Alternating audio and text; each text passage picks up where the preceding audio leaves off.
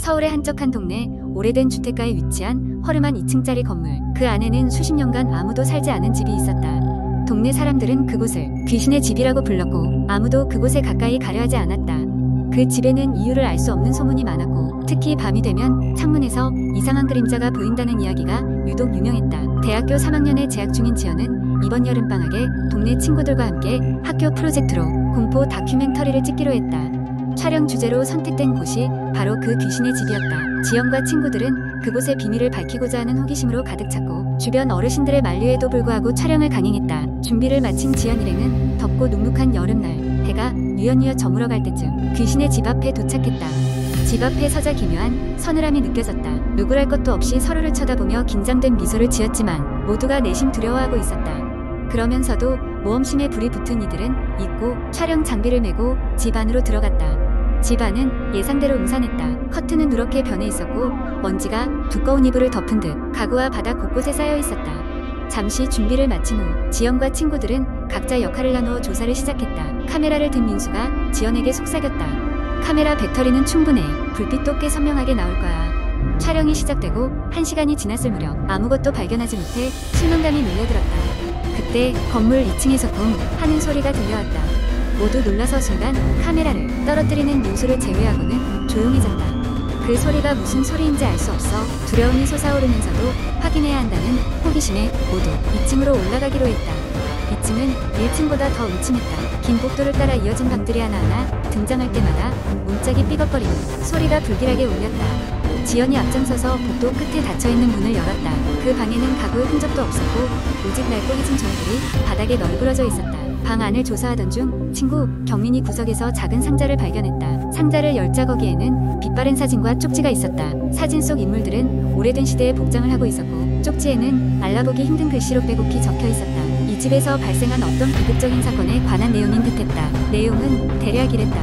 몇십 년 전 이 집에는 한 가족이 살았는데 그중 막내딸이 실종된 후 가족 모두가 점점 미쳐갔다는 것. 그 후로 이 집에서는 이상한 일들이 벌어지기 시작했고 결국 가족은 모두 집을 떠나고 말았다는 이야기였다. 친구들은 무언가 잘못되어가고 있다는 불길한 느낌을 받았지만 그 시점에서 멈추기엔 이미 늦었다. 갑작스럽게 바람이 불면서 종이들이 방 안을 날아다니기 시작했고 문이 쾅 닫히며 모두를 놀라게 했다. 지연은 친구들을 돌아보며 소리쳤다. 이제 그만 나가자. 모두들 허겁지겁 출구를 찾아 뛰어내려갔다. 하지만 집 안은 미로처럼 얽혀 있었고 출구는 쉽게 찾을 수 없었다. 급히 발걸음을 옮기던 중 지연은 누군가가 그녀의 이름을 부르는 소리를 들었다. 그리고 그 소리를 따라가다가 마주한 것은 창백한 얼굴의 소녀였다. 소녀는 아무런 말 없이 지연을 응시하고 있었다. 가만히 그 자리에서 굳어버린 지연은 순간적으로 정신이 아득해졌다. 다시 정신을 차렸을 때 친구들이 그녀를 흔들며 깨우고 있었다. 집을 뛰쳐나온 후 각자의 집으로 돌아간 친구들은 다신 그 집 이야기를 꺼내지 않기로 했다. 그리고 몇 년이 지나서도 그때의 경험은 그들 모두에게 트라우마로 남았고 그날 찍었던 영상은 아무도 다시는 보려 하지 않았다. 귀신의 집은 여전히 그 자리에 남아있었고 동네 주민들은 그 집이 여전히 저주받았다고 믿고 있었다. 그 여름밤 이후로 지연은 가끔 자신의 이름을 부르는 낯선 목소리에 잠에서 깨어나곤 했다. 두 번째 이야기 저는 대학생 시절 자취를 시작하면서 서울 외곽의 한 오래된 아파트에 살게 되었습니다. 그 아파트는 지어진 지 30년이 넘었고 엘리베이터도 낡아서 자주 고장이 나곤 했습니다. 그래서 배달을 시키면 아파트 입구에서 음식을 받아오는 게 일반적이었죠. 방값이 싸고 교통도 나쁘지 않아서 입주했지만 어딘가 모르게 섬뜩한 기분을 피할 수는 없었습니다. 제가 이사를 온 지 일주일도 안 되었을 때였습니다. 늦은 밤, 대략 새벽 2시쯤 되었을까요? 방에서 혼자 무언가를 읽다가 한참을 집중하던 중 갑자기 심한 오싹함을 느꼈습니다. 처음에는 대수롭지 않게 넘겼습니다. 오래된 건물이라 그럴 수도 있다고 생각했거든요. 하지만 그날 이후로 자꾸만 집 안에서 이상한 소리가 들리기 시작했습니다. 벽에서 뭔가 긁히는 소리나 발걸음 소리가 아파트 복도를 따라 지나가는 소리가 날카롭게 들려왔습니다. 특히 유난을 떨었던 것은 바로 소리였습니다. 제 방 한 구석에서 이상한 속삭임이 들리는 듯 했습니다. 돌려줘, 찾아줘 같은 불분명한 단어들이라고 생각했지만 명확한 기억은 남지 않았습니다. 그 소리는 종종 귀뚜라미 소리처럼 작아지기도 했고 때로는 라디오의 잡음처럼 커지기도 했습니다. 이상한 일은 여기서 그치지 않았습니다. 며칠 뒤에는 방에 혼자 있는데 느닷없이 텔레비전이 켜졌습니다.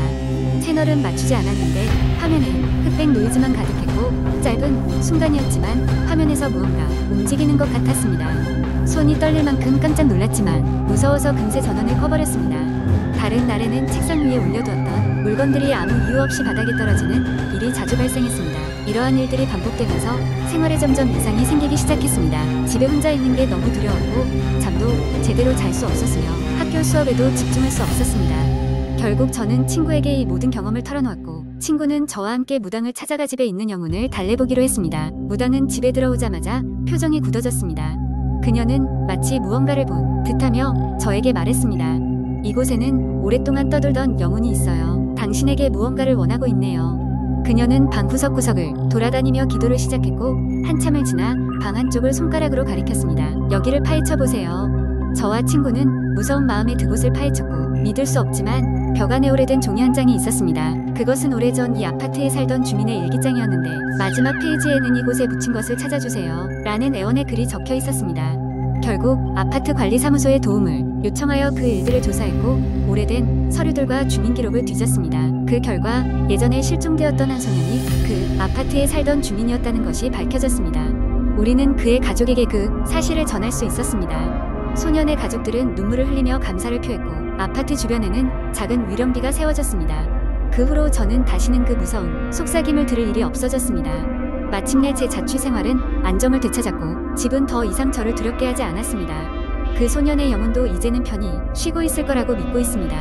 세 번째 이야기. 어느 더운 여름밤 나는 인터넷 커뮤니티에서 공포 실화썰이라는 제목의 글을 하나 발견했다. 당시 나는 공포 영화나 이야기에 큰 관심이 있었기에 가벼운 마음으로 클릭했지만 좀처럼 그 내용을 잊을 수가 없었다. 글쓴이는 대학 시절 여름방학을 맞아 친구들과 함께 강원도의 작은 산촌으로 여행을 갔었다고 한다. 이 동네는 워낙 한적하고 외부인들의 발길이 드물어 신비로운 분위기를 풍기는 곳이었다.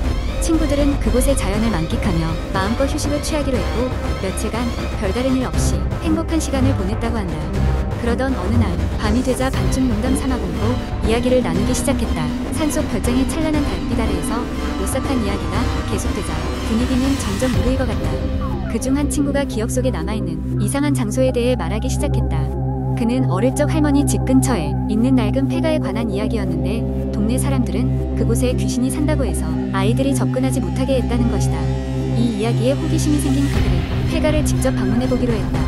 모두가 돌아가서 잠자리에 들 준비를 하던 중 글쓴이를 포함한 몇 명만이 그 모험에 참여하기로 했다. 그렇게 그들은 랜턴을 들고 어두컴컴한 산길을 걸어갔다. 모두가 아무 말 없이 폐가를 향해 걷는 동안 자연의 밤소리만이 주위에 울려 퍼졌다. 폐가에 도착하니 장소는 이미 오랜 세월 방치되어 있었다. 문은 반쯤 부서져 있어서 안으로 들어가는 것은 어렵지 않았다. 그들은 조심스럽게 들어가 이리저리 살펴보았다.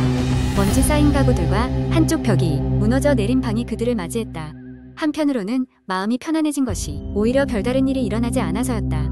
그런데 그 순간 글쓴이가 갑자기 어떤 불길한 기운을 감지했다.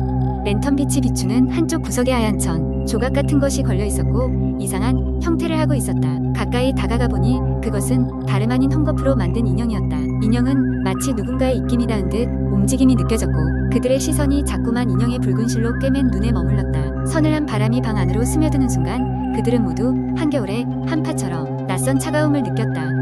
갑자기 뒤에서 이상한 소리가 들리기 시작했으니 그것은 마치 누군가가 벽을 긁는 듯한 날카로운 소리였다. 발소리라도 들린 듯 그들은 공포에 질려 서로를 바라보았다. 하지만 아무도 움직이지 않았다. 긴장감이 최고조에 이른 순간 한 친구가 참지 못하고 달아났다. 그를 시작으로 글쓴이를 포함한 다른 사람들도 그대로 서둘러 폐가를 빠져나왔다. 그들은 다시 별장으로 돌아가기 위해 무작정 산길을 달렸고 심장을 쥐어뜯는 듯한 공포감에 뒤도 돌아보지 못한 채 숨을 헐떡였다. 아침이 밝고서야 그들은 모두가 무사히 별장에 돌아왔다는 것을 깨달았다. 하지만 그날 밤의 경험을 가볍게 넘길 수 없었던 그들은 즉시 짐을 싸서 서둘러 그곳을 떠났다. 그리고 시간이 지나서야 그들은 한 가지 사실을 알게 됐다. 그들이 방문했던 폐가는 실제로 오래전 누군가의 살인 사건이 일어났던 장소였던 것이다. 그 사건 이후로 그곳은 모종의 이유로 숲과 함께 자연스럽게 방치되었지만 그날 밤 그곳에서 느꼈던 차가운 기운은 단순히 상상이 아니었던 것만 같았다. 이 이야기는 인터넷을 통해 빠르게 퍼졌고 사람들은 그날 밤 그들의 경험을 두고 다양한 추측을 내놓기 시작했다. 하지만 글쓴이와 친구들은 그 뒤로 다시는 그런 모험을 감행할 생각을 하지 않았다.